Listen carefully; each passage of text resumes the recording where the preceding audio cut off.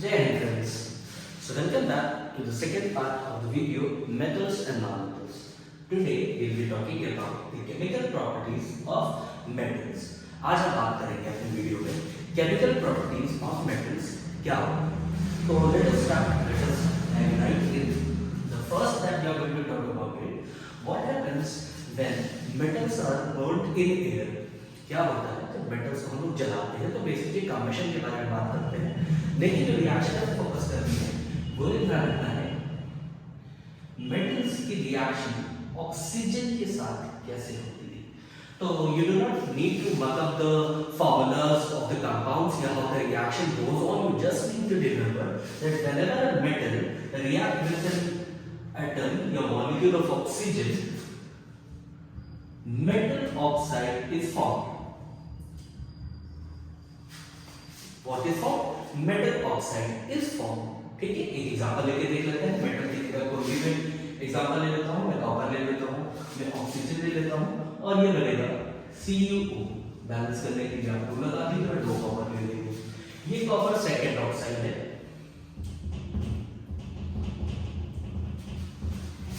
अब होता क्या है, आप कॉपर की जगह अगर लेना चाहें यूरेटिक, सोडियम, यूरेटिक, मैग्नीशियम, कोई भी आप मेटल ले सकते हैं. ऑक्सीजन के साथ जब भी आप रिएक्ट कराएंगे आपको मेटल की ऑक्साइड मिलेगी. ठीक है, तो मेटल ऑक्साइड से रिलेटेड दो चीजें हैं which is given in NCERT class 10. Specially they should take a note. Metallic oxides are basic in nature. Metallic oxides कैसी होती हैं? मेटेलिक ऑक्साइड जो होती हैं वो बेसिक नेचर की होती हैं. जो भी मेटेलिक ऑक्साइड्स होती हैं उनका नेचर जो होता है वो बेसिक होता है. But in NCERT there are two examples given, aluminium and zinc. ये दो मेटल्स ऐसे हैं जिनकी ऑक्साइड जो होती है वो सिर्फ बेसिक ना होती है, वो एम्फोटेरिक होती है. What are amphoteric oxides? Let me just brief you. Amphoteric oxides are those kinds of oxides which can react with both acids as well as bases. ठीक है, ऐसी ऑक्साइड जो एसिड्स और बेसेस दोनों से रिएक्ट कर जाती है उनको हम क्या बोलते हैं? एम्फोटेरिक ऑक्साइड्स बोलते हैं. तो एल्युमिनियम और जिंक ये इनकी दोनों ऑक्साइड्स ऐसी हैं कि एसिड से भी रिएक्ट कर जाती हैं और बेसेस से भी रिएक्ट कर सकती हैं. जैसे आई गिव एन एग्जांपल कि एयर जो है वो HCl से रिएक्ट करता है, AlCl3 एल्युमिनियम क्लोराइड बनाता है. और अगर हम बात करें बेस से तो एल्युमिनियम को अगर हम NaOH जो कि बेस है सोडियम हाइड्रोक्साइड, उससे ट्रीट कराते हैं तो सोडियम एल्युमिनेट बन जाता है. ठीक है, तो क्या होता है कि ये तो ऐसे हैं जो दोनों से रिएक्ट करते हैं, एसिड से भी और बेसिस से भी. That is why they are called as amphoteric oxide. Now coming back to one more point.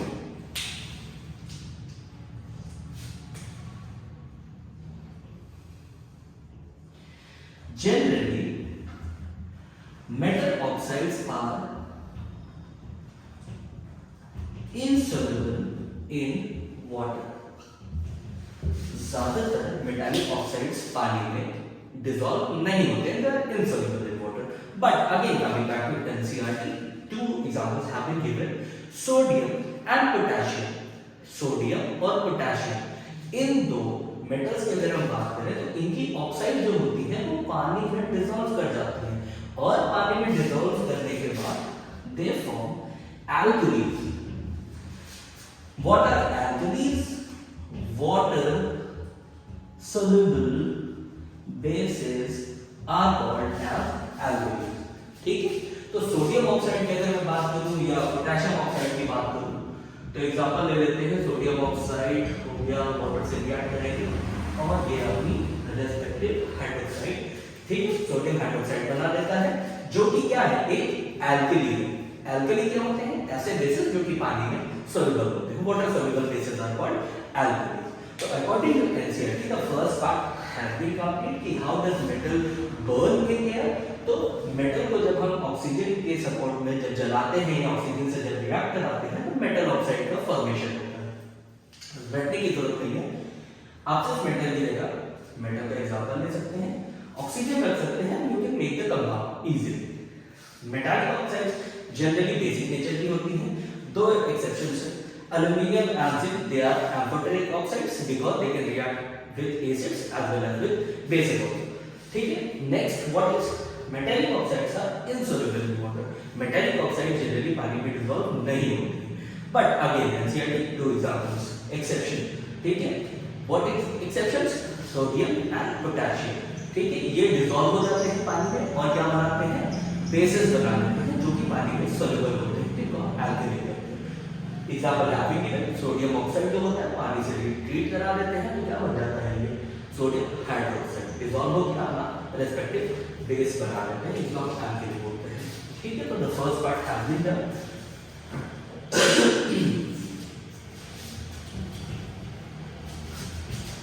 Coming back to the next part, लेकिन उससे पहले आप ये जान लीजिए कि सोडियम और पोटेशियम जो है ये हाईली रिएक्टिव मेटल्स हैं। हाईली रिएक्टिव मेटल्स मतलब इतने रिएक्टिव हैं कि एटमॉस्फेरिक ऑक्सीजन से अगर इनको खुले में रख देंगे तो ये रिएक्ट कर जाते हैं। इसी वजह से सोडियम एंड पोटेशियम को क्या करते हैं, केरोसिन के अंदर डिप करके रखते हैं। This is the reason why sodium and potassium are kept immersed in kerosene. Next बात करते हैं, अगर हम आयरन की बात करें, ठीक है, आयरन अगर हम बात करें तो आयरन जलता नहीं, बट आयरन फिलिंग्स अगर हम क्या करें, स्प्रिंकल करते हैं तो दे कैच फायर। अगर हम सिमिलरली बात करें कॉपर की, तो copper does not burn, but copper को जब जलाते हैं तो वुड ब्लैक कलर की फॉर्म हो जाती है, तो कॉपर ऑक्साइड हो जाती है। इसी तरह क्या होता है, जब मेटल्स ऑक्सीजन से रिएक्ट करते हैं तो मेटालिक ऑक्साइड फॉर्म हो जाता है, जैसे कोरोजन के लिए। ठीक है, तो एल्यूमिनियम ऑक्साइड की लेयर हम चढ़ा देते हैं किसी भी चीज के ऊपर, या अगर बात करें मेटल सरफेस के ऊपर, मान लीजिए ये मेन एल्यूमिनियम की शीट है और इसके ऊपर अगर हम एल्यूमिनियम ऑक्साइड की लेयर चढ़ा देते हैं तो ये हमारा मेन मेटल फर्दर ऑक्सीडाइज होने से, फर्दर कोरोड होने से बच जाता है। यही आपके एनसीईआरटी में बॉक्स में दिया गया है, इट्स कॉल्ड एनोडाइजिंग। इसके बारे में फर्दर डिटेल में बात करेंगे, कोरोजन वाले टॉपिक में कि कोरोजन क्या होता है, उनसे कैसे हम प्रिवेंट कर सकते हैं मेटल्स को। Coming on to the second, कि जब मेटल को हम पानी से ट्रीट कराते हैं तो क्या होगा। अब अगर हम बात करें कि मेटल प्लस वाटर, तो व्हाट इज फॉर्म, देखिए मेटल को जब हम पानी से ट्रीट कराते हैं तो मेटल ऑक्साइड ही बनता है, मेटल ऑक्साइड ही फॉर्म होता है। अगर वो मेटालिक ऑक्साइड पानी में सोल्यूबल है, if that metal oxide is soluble in water, it further dissolves in water और metal की हाइड्रोक्साइड फॉर्म होती है। ठीक है, मेटल की हाइड्रोक्साइड फॉर्म होती है। एग्जांपल ये, जैसे कैल्शियम आपने ले लिया, कैल्शियम को पानी से ट्रीट कराया, कैल्शियम हाइड्रोक्साइड फॉर्म हो जाता है। ठीक है, रिएक्टिव मेटल्स बात करते हैं, सोडियम की बात करते हैं, पोटेशियम, ये हाईली रिएक्टिव मेटल्स हैं। अगर इनको पानी से ट्रीट कराते हैं तो रिएक्शन इतनी वायलेंट होती है, हाईली एक्सोथर्मिक होती है कि आपको छोटा सा एक्सप्लोजन देखने को मिल जाता है।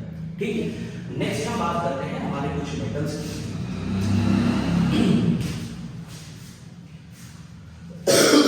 हमारे कुछ मेटल्स की अगर हम बात करें तो अगर हम मैग्नीशियम की बात करते हैं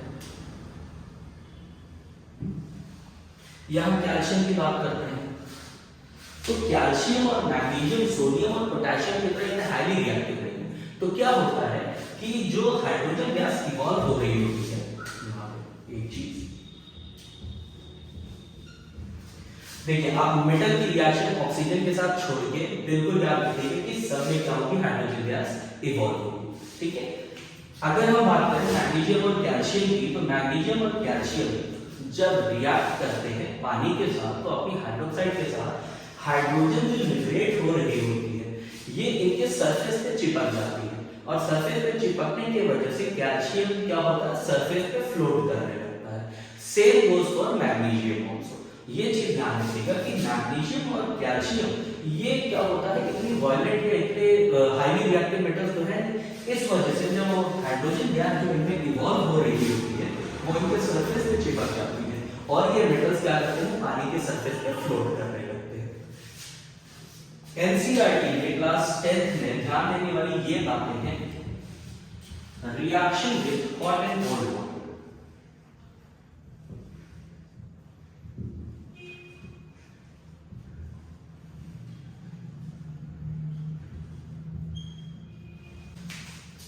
तो reaction with hot and cold water की हम बात करते हैं। अगर मैं बात करूं मैग्नीशियम की, तो ये कोल्ड वाटर से मैग्नीशियम नहीं रिएक्ट करता है। Magnesium does not react with cold water, ठीक है, but magnesium do react with hot water. Magnesium hot water से रिएक्ट करता है, फिर हाइड्रोक्साइड, ठीक है, बना देता है। बात करते हैं आयरन की, एल्यूमिनियम की, जिंक की, ठीक है। ये तीनों मेटल ना हॉट वाटर से रिएक्ट करते हैं ना कोल्ड वाटर से रिएक्ट करते हैं। They react with steam। किससे रिएक्ट करते हैं? They react with steam, और स्टीम से रिएक्ट करके अपनी ऑक्साइड और हाइड्रोजन गैस लिबरेट करते हैं। एग्जांपल के लिए हम देख लेते हैं एल्यूमिनियम की। अगर मैं बात करूं तो एल्यूमिनियम को अगर हम वाटर से ट्रीट करते हैं, बैलेंस करने में नहीं जा रहा हूं, ठीक है, balance, those who do not know how to balance, I will make another video of how to balance the chemical reactions। ये इक्वेशन जो होती है उनको बैलेंस कैसे करते हैं, इस पे आगे वीडियो में डाल दूंगा। You just need to remember कि एल्यूमिनियम, आयरन, जिंक जो हो गया, ये क्या करते हैं, they do not react with normal water। इस वजह से जब H2O आप देखेंगे, you will put a G sign, ठीक है, रिप्रेजेंटेशन का करेक्ट वे। वाटर जो है ये स्टीम है, स्टीम के साथ ही रिएक्ट करके ऑक्साइड्स और हाइड्रोजन गैस इवॉल्व करते हैं। You need to take care iron, aluminium and zinc. Rest of the metals like copper, lead, ठीक है, these metals do not react with any kind of water, neither hot, neither cold, neither steam। So you should take care while reading NCERT, these things are given, so you should not omit any of the lines that are given in NCERT। Once again, I request all the students of class 10 who are going to appear for CBSE board, their board examinations, please do not omit any lines from NCERT। Do read the text, do read the activity which is given, read especially the last 1 or 2 points in which the question has been asked or the inferences, the results have been given. Do take care of that. The boxes which are given in brown colors or whatever color they are given in, you should need to read them all, because the questions can be framed from any part of the book, so you need to be very cautious while reading, especially in chemistry and biology. Now, coming back to the next part, how does metal react with acid? Metal acid से कैसे react करते हैं या क्या बनाते हैं? तो अगर मैं बात करूं, मेटल जब एसिड से रिएक्ट करते हैं तो बनती है metal salt plus hydrogen gas liberated. Just take care कि एसिड यहां पे कौन सी है, इसका भी इंपॉर्टेंट रोल है। सपोज अगर मैं बात करूं कि एसिड HCl है, तो यहां जो मेटल सॉल्ट बन रही होगी वो क्लोराइड सॉल्ट बन रही होगी। अगर यहां पे H2SO4 है, तो यहां पे जो बनेगी वो सल्फेट बनेगी। You need to take care, जब HNO3 से रिएक्ट करा रहे होंगे मेटल को, तो मेटल की सॉल्ट जो होगी वो ध्यान रखिएगा इसमें H2 जो होगी वो लिबरेट नहीं होगी। Whenever a metal is reacting with HNO3, it does not liberate H2 gas। क्यों? Because it is a strong oxidizing agent और ये मेटल को ऑक्सीडाइज कर देता है और H2 से H2O बना देता है और खुद रिड्यूस हो जाता है। नाइट्रेट NO2 N2O या NO के फॉर्म में मिलता है आपको यहाँ पर। सो बी वेरी कॉशियस, ठीक है। नॉर्मल एसिड से जब भी आप रिएक्ट कराएंगे मेटल सॉल्ट के साथ आप हाइड्रोजन गैस लिबरेट कराएंगे, but in the case of HNO3 hydrogen gas is not evolved as HNO3 is strong oxidizing agent, ठीक है। H2 को ये ऑक्सीडाइज कर देता है, H2O बना देता है और खुद रिड्यूस हो जाता है। नाइट्रेट NO3 जो है वो NO2 N2O या NO के फॉर्म में रह जाता है। NCERT में दिया हुआ है, you just need to read it out. Do remember it's an important point. कुछ मेटल्स हालांकि हैं जो रिएक्ट कर जाते हैं HNO3 से और H2 गैस लिबरेट करते हैं, but I am not going to tell you because it is given in NCERT and I just request you to please read out the lines so that at least you will be opening the book and reading out these lines from NCERT. Moving on to the next part. Just before moving on to the next part, I'd just like to tell about this mixture which is called as aqua regia. Aqua regia क्या होता है? Aqua regia is a mixture of two acids, and I should say two concentrated acids, HCl and HNO3. 3:1 के part में ये लिया जाता है और ये कॉन्सेंट्रेटेड है। ये जो मिक्सचर तैयार होता है ये हाईली कोरोसिव होता है और इतना हाईली कोरोसिव है कि even this can dissolve gold, जो कि ये सेपरेट एसिड्स नहीं कर सकती है। That is why this mixture aqua regia, ठीक है। 3:1 का मिक्सचर होता है कॉन्सेंट्रेटेड HCl और HNO3 का। This is also given in your NCERT, so again I would say read NCERT। Moving on to the next part.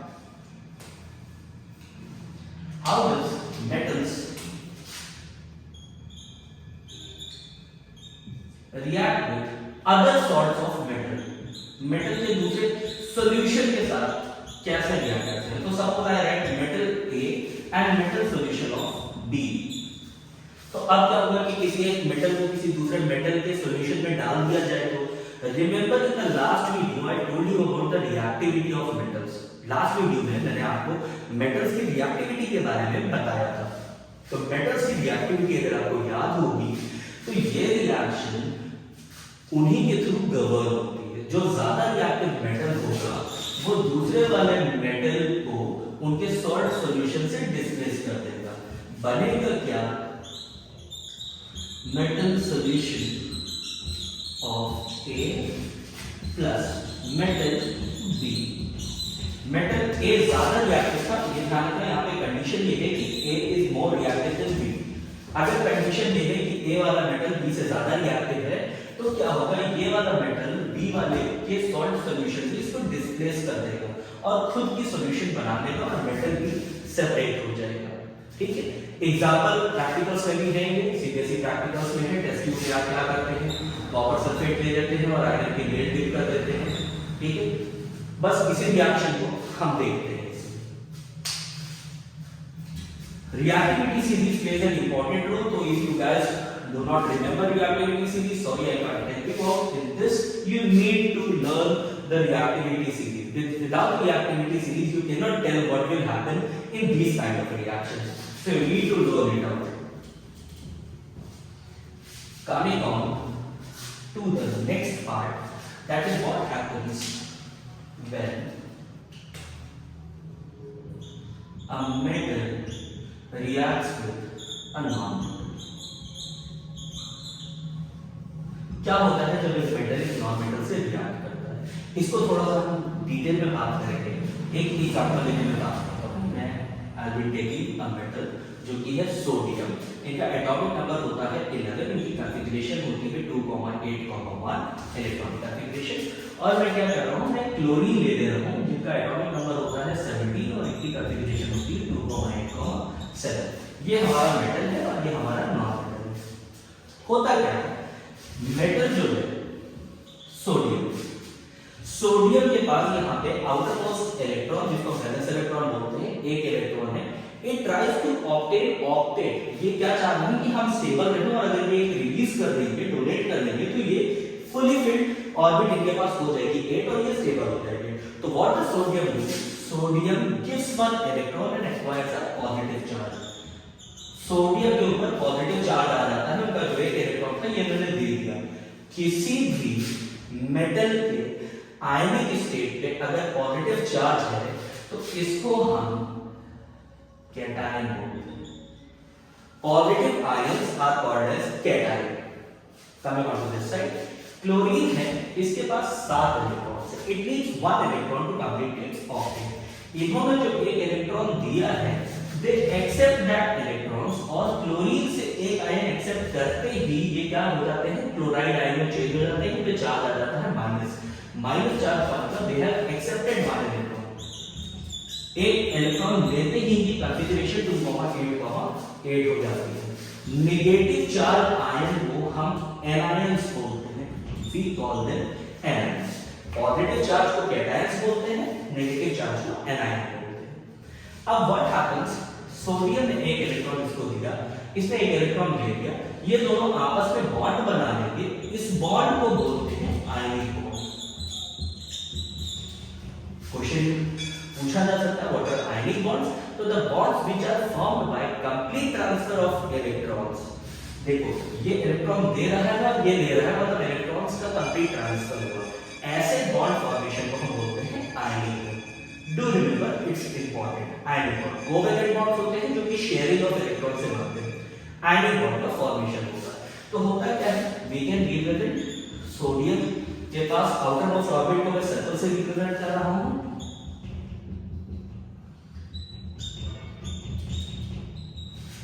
इन दोनों में reaction हुआ, और अगर मैं इसको यहां पे ले जाना चाहूं तो मैं इसको यहां पे NaCl जो बन रहा है, NaCl जो बन रहा है, तो इसमें Cl को मैं रिप्रेजेंट करके दिखाना चाहूंगा। Cl के बाद जो 7 थे वो एक्चुअल में एक इनके दे देने से 8 कंप्लीट हो गए। तो क्लोरीन जो है वो अब क्या हो चुका है, उसके पास 8 इलेक्ट्रॉन्स हो चुके हैं। ठीक, तो you should be taking care कि how to represent this. This has been given by two examples in your NCERT. One is given by sodium chloride and another was given by magnesium chloride. अब जैसा कि आपने देखा कि chlorine एक ही molecule के पास एक ही इलेक्ट्रॉन की जगह खाली है। अगर हम बात करें मैग्नीशियम की, तो मैग्नीशियम का इलेक्ट्रॉनिक कंफिगरेशन 2,8,2 होता है। तो इनके पास 2 एक्स्ट्रा इलेक्ट्रॉन्स हैं, लेकिन क्लोरीन तो एक ही इलेक्ट्रॉन अकोमोडेट कर सकता है।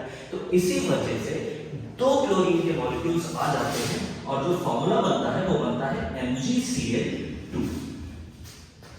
2 क्लोरीन चाहिए क्योंकि इनके पास क्या है, 2 एक्स्ट्रा इलेक्ट्रॉन है। एक क्लोरीन एक ले लेगा, एक क्लोरीन एक ले लेगा। आपकी एनसीईआरटी में अगर मैं रिप्रेजेंट करके दिखाऊं तो कुछ रिप्रेजेंटेशन ऐसे करके दी हुई है। मैग्नीशियम है, मैग्नीशियम के 2 डॉट्स चाहे इधर रख लीजिए या इधर रख लीजिए या इधर इधर रख लीजिए, कहीं भी रख लीजिए, और एक क्लोरीन और एक क्लोरीन।